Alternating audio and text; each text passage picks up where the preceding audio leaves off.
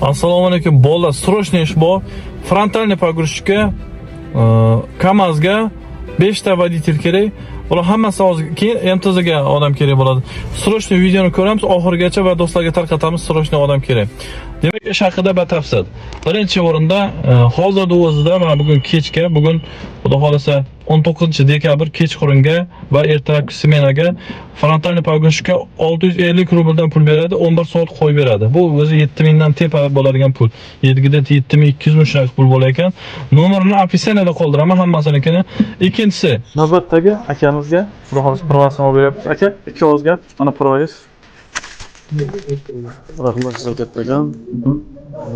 Hammasi ishonchli, bemalol murojaat etib, murojaat qilib, prova olish kerak bo'lsa shu odamlar bog'lanib olsa bo'ladi. Hammasi ishonchli gapir. Rahmat aka, ishonch uchun rahmat. Sog' bo'ling.